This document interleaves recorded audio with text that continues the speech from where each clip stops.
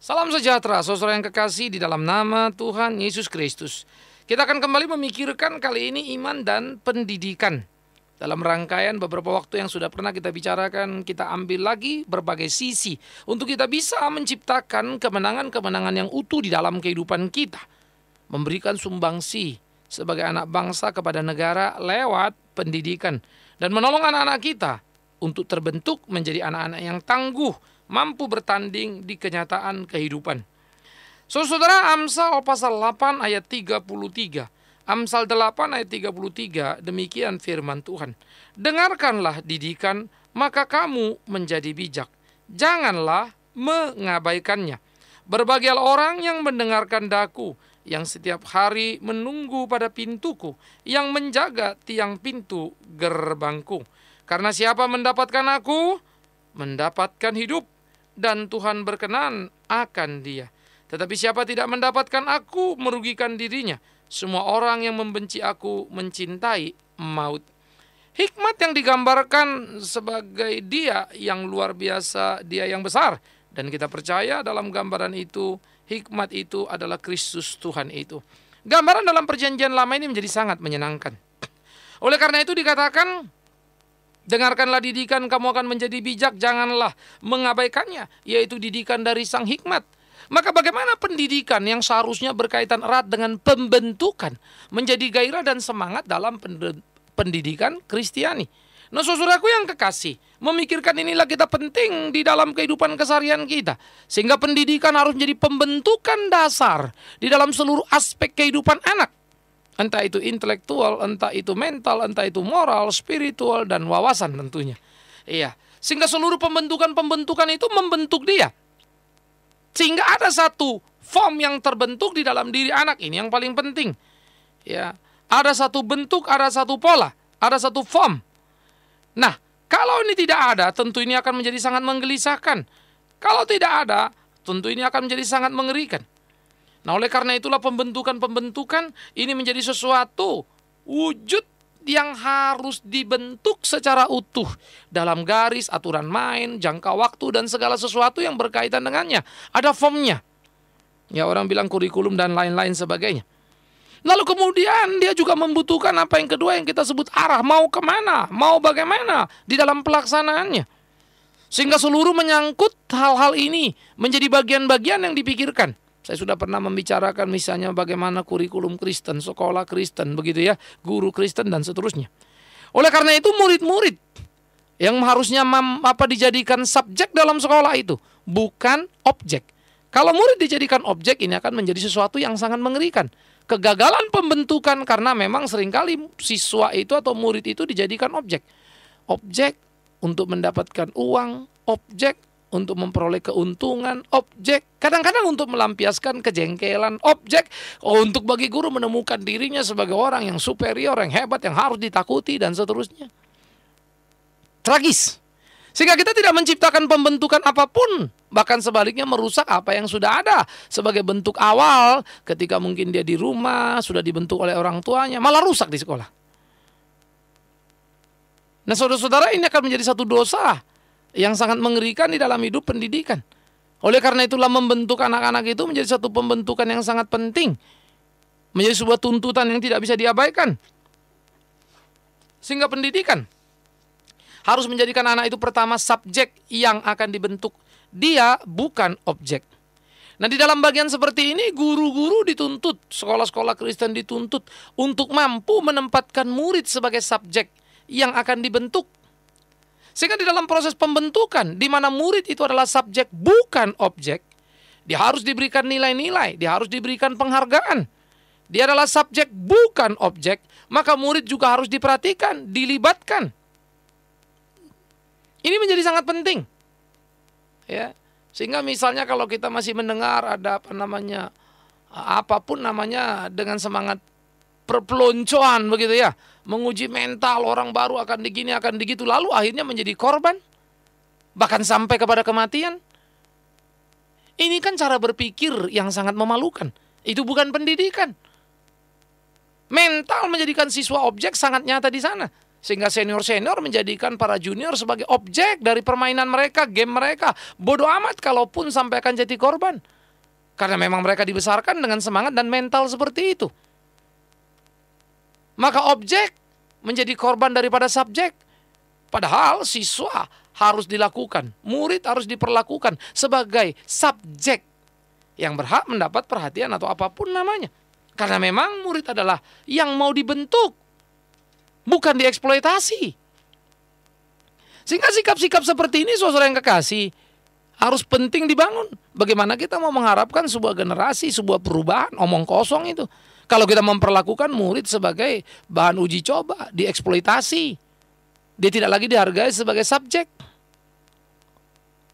Nah, saya kira pemikiran-pemikiran filosofis seperti ini harus ditumbuh kembangkan dalam membuat apapun, baik aturan atau peraturan dan lain sebagainya. Supaya ketentuan-ketentuan itu tidak mengeksploitasi siswa, tetapi sebaliknya memberikan satu apresiasi, menolong dia untuk menemukan jati dirinya, sehingga dia bisa bertumbuh dan berkarya di dalam hidupnya, dan dia bisa menjadi orang-orang yang terbentuk secara utuh. Ini menjadi penting. Karena itu ini harus kita pikirkan dalam kehidupan kita. Bagaimana seharusnya memainkan peran itu. Sehingga tiap anak-anak, tiap-tiap siswa bisa menemukan satu pembentukan yang utuh bagi diri dia. Maka untuk sebuah pembentukan, siswa harus diperlakukan sebagai subjek. Saya kira ini perlu untuk semua disadari, orang tua murid misalnya. Anak-anak kita dibuat seperti apa sih? Ya, kita juga orang tua kan perlu menyuarakan kepada sekolah. Lu anak saya ini jadikan objek apa? Ya, semua kalau bicara anak, bicara siswa, bicaranya uang, uang, dan uang. Semua kalau bicara anak, bicara siswa, bicaranya pakai ini, baju itu, buku ini, buku itu. Tapi nyaris tidak pernah berbicara siswa tentang siswa itu sendiri. Sebagai sebuah subjek. Mau apa ini? Iya kan? Nah, oleh karena itu, sekolah mesti memperhatikan siswa sebagai subjek tadi, bagaimana dengan keutuhan itu sehingga siswa dilibatkan berperan di dalam sekolah. Nah, orang tua juga mesti mau tahu sehingga mengkoreksi sekolah yang salah. Orang tua yang tidak mau tahu itu pun berbahaya, mengakibatkan pelecehan status terhadap siswa itu terjadi. Sehingga siswa terlihat lebih daripada objek dan bukan subjek yang penting. Karena ternyata sadar tidak sadar, sengaja tidak sengaja, orang tua tidak keberatan anaknya dijadikan objek asal mendapat ijazah. Ya sudah. Kalau ini yang terjadi mau apa lagi kita? Maka makin hari pendidikan Kristen makin tidak lagi mempunyai greget.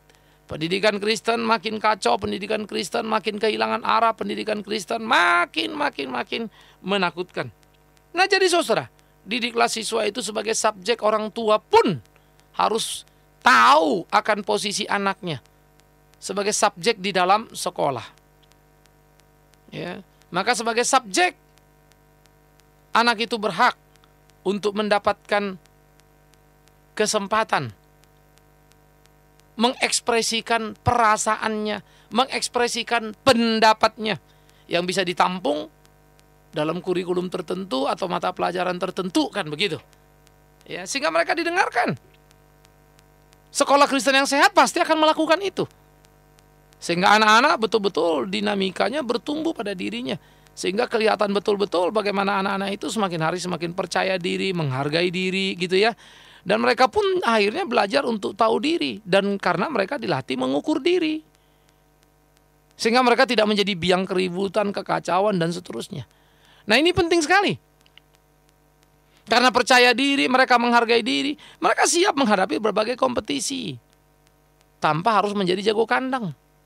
Mereka bukan sekedar penghafal, tapi tahu membuat keputusan dan pilihan-pilihan bijak dalam kehidupan kesehariannya. Ini penting. Sehingga pembentukan itu akan menolong anak menjadi anak dalam pengertian yang seutuhnya. Karena itu dia harus menjadi subjek yang dilibatkan. Pembentukan itu penting. Yang kedua, anak juga harus diperlakukan sebagai subjek yang diberi tanggung jawab. Nah, ini penting. Ya, saya kagum misalnya ketika ada satu sekolah yang kita lihat di televisi mengajarkan misalnya anak-anak untuk bertanggung jawab dan jujur misalnya. Mereka diberi tanggung jawab sehingga ada kantin sekolah ya yang tidak ada kasirnya. Semua orang boleh ambil apapun, bayar berapapun.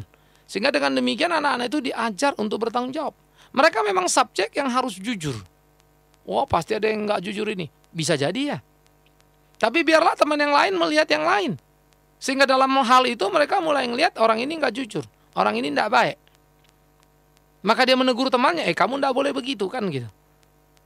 Dan yang tidak jujur dipanggil, dikoreksi. Tetapi dia diajar sebagai subjek yang perlu untuk bertanggung jawab.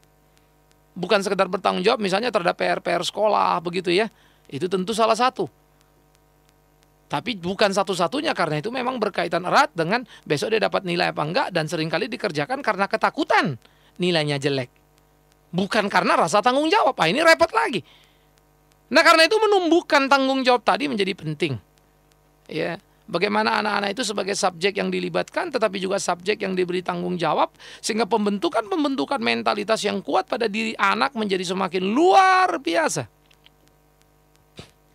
Anak-anak yang diajarkan di dalam seperti itu, misalnya juga di sekolah, ya ini ada cangkul untuk membersihkan sekolah ini, atau sapu atau apapun yang diletakkan tidak pada tempatnya.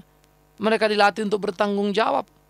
Karena ini adalah milik sekolah, berarti milik mereka. Milik mereka adalah milik sekolah. Itu dibuat menjadi semacam satu perpaduan yang menarik.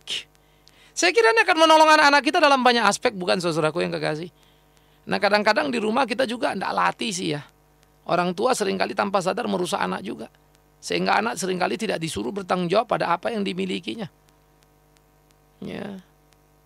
Tidak bertanggung jawab pada apa yang harus bisa dikerjakannya. Semua dipergampang, semua dipermudah. Mengerjakan sendiri tak lagi bisa. Karena pembantu seringkali justru jadi malapetaka. Mbok ini, mbok itu, mbok sana, mbok sini. Ya sudah. Akhirnya dia kehilangan tanggung jawab. Karena mengalihkan seluruh tugas yang harusnya bisa dikerjakannya menjadi bagian si mbok. Oke. Nah, kemudian dia masuk ke sekolah. Ia pun merasa tidak bertanggung jawab. Dan celakanya sekolah juga tidak memberikan sarana untuk dia terbentuk. Padahal diberikan sarana saja belum tentu dia terbentuk. Karena bisa jadi dia mengikuti, bisa juga tidak. Saudara-saudara, akhirnya kita membuat pendidikan Kristen itu mampet, berjalan di tempat, tidak bergerak dinamis. Mungkin Anda akan berkata, gampang ngomongnya Pak. Tapi di lapangan susah untuk melakukan itu. Tentu saja saya akan mengatakan iya. Karena saya pun bukan saja saya pendiri dari sebuah sekolah. Apa yang kita harapkan tidak tentu dengan segera terwujudkan. Tapi pelatihan-pelatihan perlu untuk ditanamkan. Harapan kita satu waktu akan memberikan kontribusi yang utuh. Ya. Dalam segala kelemahan kekurangan di sistem yang masih ada pada kami di Sekolah Kristen Makedonia. Ya. Tapi sistem berasrama, latihan-latihan mana yang mesti mereka kerjakan dan seterusnya, ternyata sudah cukup menolong. Lalu bagaimana kemudian anak kita yang angkatan pertama bisa masuk kuliah dan tahun ini lulus menjadi sarjana. Ketika dia mengatakan, Pak saya sudah lulus skripsi dengan nilai A, hati batin ini rasanya wow, senang sekali ya. Tapi dengan segera terbersit lagi pikiran, bagaimana meregenerasi kemudian lagi. Selama ini dia sebagai yang senior, dia mengatur adik-adiknya yang kuliah juga junior. Ya. Kita punya beberapa belas anak yang ada kuliah di Untan dan ada 4 anak di UPH. Coba mendidik mereka terus. Saya setuju, pendidikan tidak mudah. Tetapi awas, bukan tidak bisa. Kalau pendidikan mudah, buat apa ada pendidikan begitu? Tetapi sebaliknya, ada pendidik bukan orang tua bisa lepas tangan. Oleh karena itulah saudaraku yang kekasih, kalau kita mau sekolah Kristen itu maju, orang tua mestinya lebih buka mata. Jangan terlalu merasa sudah memberi atau membayar mahal maka bereslah semuanya. Jangan semau-maunya juga. Karena sudah bayar, ya sudah kan saya sudah bayar, apalagi mahal gitu kan. Oh bukan itu. Pendidikan yang bagus sudah pasti mahal. Itu tidak terhindarkan. Walaupun pendidikan yang berbiaya mahal tidak tentu bayar mahal kalau ada subsidinya kan begitu. Nah oleh karena itulah mahalnya sebuah pendidikan harus disikapi bersama antara orang tua dan para pendidik di sekolah, para guru. Sehingga dengan demikian kita bisa membawa anak-anak itu menghadapi sebuah pergumulan dalam kehidupannya. Seperti Amsal yang mengatakan, belajarlah padaku kepada sang hikmat itu. Sehingga anak-anak diperhadapkan kepada nilai-nilai Kristiani. Belajar dari nilai-nilai Kristiani itu. Sehingga anak-anak itu dibentuk di dalam kehidupannya. Sebagai subjek dia dilibatkan. Sebagai subjek dia dituntut tanggung jawab, diberi tanggung jawab. Alangkah menyenangkannya. Sehingga anak itu terus terbentuk sebagai subjek yang menyenangkan karena bertanggung jawab. Ya. Nah, ini menjadi bagian-bagian penting. Maka seluruh ketentuan-ketentuan, kewajiban-kewajiban yang diberi padanya, dia bertanggung jawab di sana. Nah, saudara yang kekasih, dalam pembentukan-pembentukan seperti ini saya percaya sekali siswa-siswa akan mempunyai dasar-dasar yang kuat di dalam keseharian kehidupannya. Karena ingat tadi, dia diperlakukan sebagai subjek. Dan dia melakukan banyak hal. Dia menciptakan banyak hal. Dan dia berhasil dalam banyak hal. Nah, ini penting. Karena itu mari ini kita bentuk, kita lakukan pada anak-anak supaya anak-anak bisa bertumbuh, bertanding, dan menjadi pemenang di dalam keseharian kehidupannya. Subjek dilibatkan, subjek diberi tanggung jawab. Tetapi yang ketiga, anak-anak juga boleh harus dijadikan subjek yang bisa membuat sebuah keputusan, pilihan-pilihan. Ya. Sehingga memang di dalam sekolah itu saya pikir harus diciptakan semacam kompetisi-kompetisi lepas. Yang tidak berkaitan dengan apa yang guru mau, tetapi kemudian murid-murid mau apa. Kita mau bikin proyek ini atau kita mau bikin proyek itu begitu ya. Di mana mereka tidak diberikan semacam soal atau masukan apapun, tetapi betul-betul mereka create sesuatu yang kemudian membuat itu menjadi menyenangkan. Bagi mereka menjadi sebuah game, tetapi sebetulnya hasilnya adalah hasil yang luar biasa. Nah, di situ hanya kita juga membentuk mereka lagi. Untuk bagaimana mereka menjadi orang-orang yang punya konsep, menjadi konseptor-konseptor kan begitu. Tetapi juga eksekutor yang baik. Karena mereka akan berkumpul memikirkan apa yang akan dikerjakan, lalu mereka mengeksekusinya menjadi sebuah wujud nyata. Ya. Sehingga itu menjadi sangat menyenangkan. Apakah itu tentang game, apakah itu tentang apa, begitu. Nah, jadi di sana mereka dilibatkan untuk bertanding dan bermain bersama-sama. Alangkah menyenangkannya. Nah, ini saya pikir perlu menjadi bagian-bagian yang kita perhatikan di dalam keseharian kehidupan kita, saudaraku. Sehingga dengan demikian, tiap anak-anak itu mengalami kegairahan-kegairahan di dalam kehidupannya. Sehingga anak-anak sebagai satu subjek terus bertumbuh dan mampu mencipta karya yang utuh. Maka, saya percaya akan ada pengharapan yang luar biasa. Karena pembentukan yang telah kuat membuat anak tenang menghadapi kehidupan dan pertarungan. Gugatan-gugatan zaman akan bisa dihadapinya, bahkan dikalahkannya. Maka kita akan menciptakan anak-anak yang terbentuk dalam satu bentuk yang utuh sebagai pelajar-pelajar Kristen, siswa-siswa Kristen, anak-anak Tuhan yang luar biasa. Saya kadang-kadang berpikir tiap orang tua hanya berkutat kepada soal persoalan. Uang lah, makan ini, makan itu, begitu ya. Sehingga kadang-kadang ironis juga hidup ini. Kita berjuang, mikir terus cari uang. Tetapi kemudian di sisi lain kita kehilangan opportunity, kita kehilangan kesempatan untuk hidup seperti apa yang Tuhan mau. Nah, ini repot, ini salah. Ya, ini harus dirubah. Kita orang tua seringkali berkutat pada persoalan suami istri atau persoalan-persoalan lain lagi keluarga. Sehingga akhirnya memenuhi seluruh otak kita itu. Anak kita pandang hanya bagaimana menyekolahkan dia dan biaya yang dibutuhkannya. Tetapi tidak lebih dari itu. Semakin hari semakin jarang menemukan orang tua yang masih mendampingi anaknya belajar. Semakin hari semakin jarang menemukan orang tua yang berdiskusi dengan anaknya tentang sekolah dan tugas-tugas yang dihadapinya. Semakin hari semakin jarang menemukan orang tua yang memandang anaknya dalam kedewasaan dan coba melibatkan anak itu dalam berbagai ide dan pemikiran yang harus dikerjakan. Sehingga anak itu seringkali tak lagi mampu untuk mandiri dan bertanding di kenyataan kehidupan. Nah, saudaraku yang kekasih, mari kita belajar untuk bertanding secara utuh dan menjadi pemenang. Karena itu kita tolong anak-anak kita. Siswa Kristen itu, anak kita itu. Ingat, dia adalah subjek bukan objek. Subjek yang harus dilibatkan dalam tiap-tiap apa yang perlu dan dijalaninya. Subjek yang harus diberi tanggung jawab. apa-apa yang menjadi tanggung jawabnya. Tetapi mereka juga adalah subjek yang diberi kesempatan untuk berkarya menurut pendapatnya di lingkungan sekolahnya, di mana guru sekaligus bisa melihat kemampuan anak di dalam kreativitasnya untuk menciptakan opportunity dalam kehidupan ini. Sehingga dengan demikian, pertumbuhan perkembangan menjadi sangat menyenangkan, utuh dan nyata, bukan sekadar impian. Anda dan saya bisa menjadikan mereka pemenang. Lalu kenapa kita membiarkan mereka menjadi pecundang? Mari kita bentuk mereka. Mari kita garap mereka. Supaya mereka sungguh-sungguh bisa menjadi bagian yang utuh. Mari kita tolong mereka. Mari kita pimpin mereka. Untuk mereka bisa menemukan kesejatian kebenaran di dalam kehidupannya. Menjadi saksi, menjadi hidup, menjadi ukuran-ukuran ya, yang menyenangkan. Sehingga siswa-siswa itu betul-betul mampu menjadi anak-anak yang memberikan penghiburan. Bukankah itu akan menjadi kebanggaan? Bukan saja bagi orang tua loh, tapi bagi guru. Bukan saja bagi guru, tapi orang tua. Alangkah menyenangkan kehadiran sekolah Kristen. Mari kita belajar pada Sang Hikmat yang menggugat, yang menuntut. Dan dia berkata, dengarkanlah didikan maka kamu menjadi bijak. Jangan mengabaikannya. Tapi bagaimana didikan itu muncul dalam value yang utuh kalau murid hanya menjadi subjek dan bukan objek.